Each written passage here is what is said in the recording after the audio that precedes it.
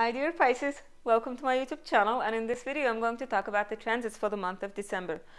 The last month of 2023 should be relatively peaceful because we don't have any eclipses this year in December, and it's been a month and a half since the last eclipse, so that means like all the dust from the eclipse has settled down by now. We should have relative stability until next March, because that's when we'll have the next eclipse. Eclipses tend to bring big changes, but we don't have that in December. But December still has its own challenge, and that challenge is Mercury retrograde. Yes, Mercury will be terrible all December. And think of it in this way, like Mercury will be on vacation, so he won't be able to do his job properly all month. And that means, Pisces, try not to sign contracts in December, because if you do sign it, you might not complete that contract, complete that agreement, so to speak. Let's say you rent an apartment, right? During Mercury retrograde, you signed the lease for 1 year. But like after 3 months, you decide to move, or like after 8 months, you have to move to another city, so you don't fulfill that lease agreement. Or let's say you sign a contract for work, but then suddenly after 5 months you have to leave the country, so you cannot finish that contract. I'm like, do you get what I'm trying to say? So like, it doesn't mean that you cannot sign. Like, if you have to sign it, do go ahead, but just keep in mind that like it's highly likely that you won't either fulfill that contract, or the terms of the contract will change along the way. These are the possibilities. And another thing is, dear Pisces, if you are thinking of buying electronics as a gift for Christmas,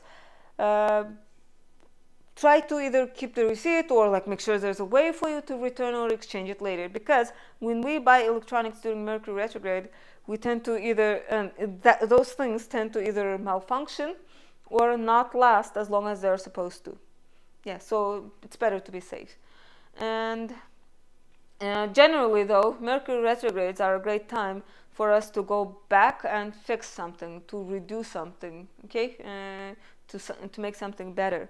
And so now let's talk about the inner planets. Oh, no, not inner planets, outer planets. You guys have had Pluto in Capricorn for 15 years in your 11th house, so there have been like a lot of transformations going on. But the thing is, Pluto is very far away from the sun, so we barely feel it. It's a very generational planet, and that means, dear Pisces, you can feel it only when it's making an exact aspect. And that means in December, only those Pisces who were born in the last 2 degrees of Pisces are going to feel a sextile aspect from Pluto. And it's a good aspect. Sextile aspects are positive aspects which bring opportunities. Okay? And so Pisces, you guys are probably given opportunities for empowerment. Oh, that's my cat blocking the lamp. Kisa. Psst, psst. Yeah, so anyway, you are being an opportunity to empower yourselves. And also, you guys recently experienced and are still pretty much experiencing conjunction from Neptune to your sun. So these are kind of confusing, but at the same time empowering times for you guys.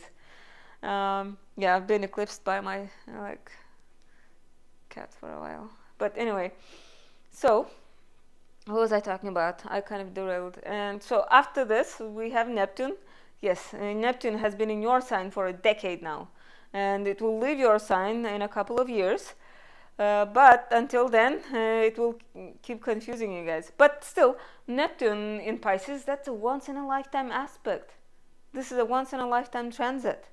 Your ruling planet visiting your sign, it's great, even though Neptune brings a lot of confusion. It's like walking through fog. You don't know where you're going, why, like, yeah, what exactly is ahead of you. It's not clear. That's Neptune. Neptune can do that. So that's why you need to rely on your intuition, yeah, your higher self, like your creative side, to tap into that intuition. So those Pisces who were born in the last 2 days, like March 19th and March 20th, you guys are experiencing that Pluto sextile. And then those of you who were born on March 18th, you guys are experiencing Neptune conjunction to your sun. Yeah, so if you feel like you are confused, please keep in mind that this is temporary. This is actually, like, even though, yes, confused might seem as though your ego is dissolving literally, but keep in mind this is actually good for you spiritually, and it's going to leave your sign in a couple of years. This is temporary. And so, after Neptune in Pisces, we have Uranus in Taurus, and Uranus has been in your third house, the planet of futuristic things like technology. Has been in your third house of communication, siblings. And your third house has been quite busy actually, because you have had eclipses in that area in the past year and a half. You have Uranus in there, and this year you have Jupiter also in there. So your thoughts, your mind, your communication is probably super busy this year. Okay, I mean, it has been for the past couple of years, but you will have Jupiter in there until next May. So you still have these two giants, Uranus and Jupiter, in your house of thoughts and communication.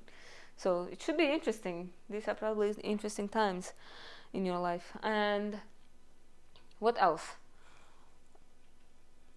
After Uranus, we have Saturn. Saturn is in your sign, by the way. Oh boy. So Neptune is in the late degrees of Pisces, while Saturn is in the very early degrees. It has recently stopped retrograding in your sign on the very first degree, and now it's slowly moving direct, like picking up pace. And so, I was talking about Neptune, right? I said it's making you guys confused, lost. But now, thanks to Daddy Saturn, things will start like clearing up, okay? Because Saturn is sobriety. Saturn is harsh reality, like seeing things in a very sober way. So it's good to have Saturn after this decade of Neptunian energy. So now you have this like dose of clarity thanks to Saturn. Like, remember, Neptune dissolves while Saturn solidifies, brings structure. So if you've been like lost, confusionless, directionless, now Saturn is going to give you that. And so this is great. Even though, yes, I will admit it, Saturn is going to feel like a party pooper. Saturn is someone who says no to a lot of things. So you might have to like not do some of the things that you enjoyed before, and it might suck. You're like, why do I have to stop doing it? But like, Saturn is going to make you, and it's better to cooperate with Saturn, okay? Because it's a planet of karma. If you do cooperate with it, if you work with its demands, Saturn will actually reward you. Yeah, you will emerge from this transit much more mature, okay? Knowing what you want. Yes. So after all of those Neptunian years, I think it's good to have this Saturn at the end of the Neptune in Pisces transit. And so after Saturn, we have Jupiter. Jupiter is in your third house, and I've already talked about that, bringing expansive energy in there. Now, in this second part of the video, I'm going to talk about the inner planet transits. On the very first day of December, we have Mercury entering Capricorn until February 5th. As you can see, Mercury is going to spend like 2 months in Capricorn and Sagittarius. Normally, Mercury sprints through signs, spending only like less than 3 weeks in there, like only 18 days. But this time it will be stuck in one area of the chart for like 2 months. And so this gives us an opportunity to redo something. And it's going to start retrograding in your house of friendships, like-minded people. And then it's going to re-enter your house of career, work, like your reputation, your social status. So you might have to work on something in those areas in your life. And don't worry, this is not something necessarily bad. Like, sometimes it's actually good. So if you missed something in November now in December you will have an opportunity to go back to it. Okay, so what else? On December 3rd, we have Venus in Libra making a square to Pluto in Capricorn. Now, this is a tense aspect, but thankfully a short-term aspect. It will be active for 3 days, and it can bring intensity either around finances or romance. There will be like some sort of frustrations or power plays around those matters, but don't worry, this is not the kind of aspect, this is not the kind of transit that's going to end your relationship. This is very temporary. Think of it as more like releasing the pressure. Like on December 4th, Venus is going to enter Scorpio until December 29th, so your ninth house. Okay, Venus will bring a dose of charm into ninth house matters: higher education, your personal philosophy, beliefs, traveling. If you are traveling in December, you might travel to a really beautiful place because Venus is beauty.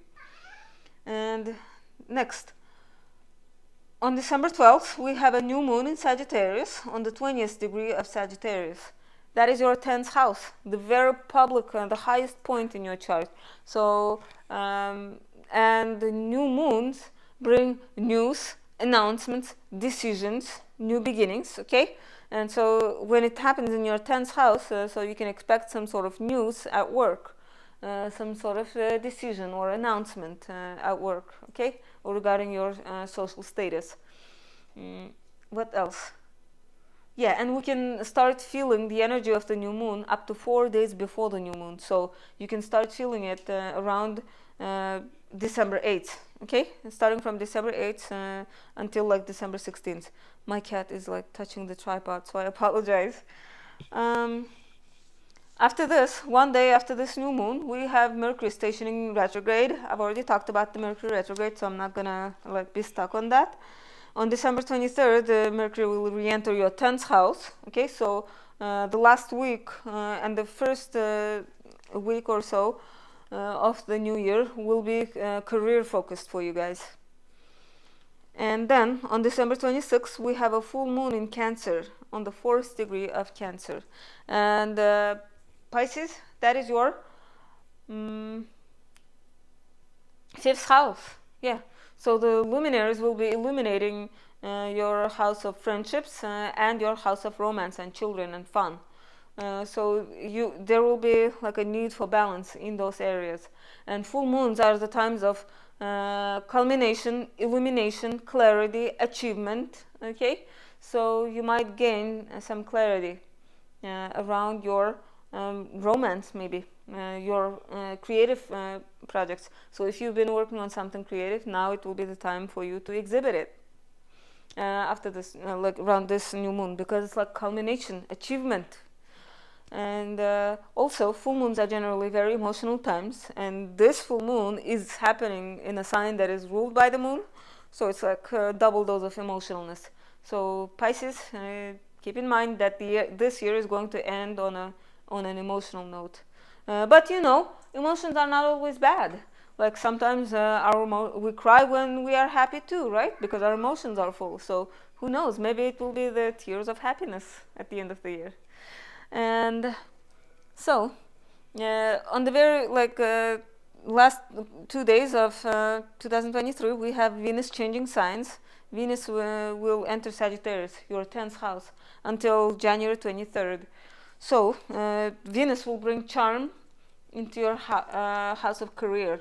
So if you need to speak to higher ups about like something important at work, I would recommend next year in January, because Venus will be like giving you that dose of charm, making the higher ups look at you in a more favorable light, because Venus. And on December 30th, we have Jupiter stationing direct on the 5th degree of Taurus. So Taurus, for you, that is your 3rd house. So if there have been any delays in terms of communication, writing and stuff, short travels, commute, now things will start moving forward, or things will start picking up pace. And when Jupiter is stationed direct, it tends to bring a dose of optimism. Okay, think of it like the energy was going inward, retrograde, and now it will be going outward. Like Jupiter will unleash all the optimism. And I think that's a great way to end this year. Like that's a great surprise from the skies at the end of the year. So, dear Pisces, keep in mind that Mercury will be on vacation all December. So expect to expect miscommunications, malfunctions of all sort. Make sure you double check your pockets, you're not forgetting anything. Like, make sure you're not forgetting anything. Make sure you're not getting lost. Well, I mean, it's like, be patient if you do get lost. Let's just say it like that. And so I hope you guys have a wonderful December. Merry Christmas and Happy New Year to everybody. And I hope to see you guys in my January video. And if you like this video, please like and subscribe, okay? And thank you for watching.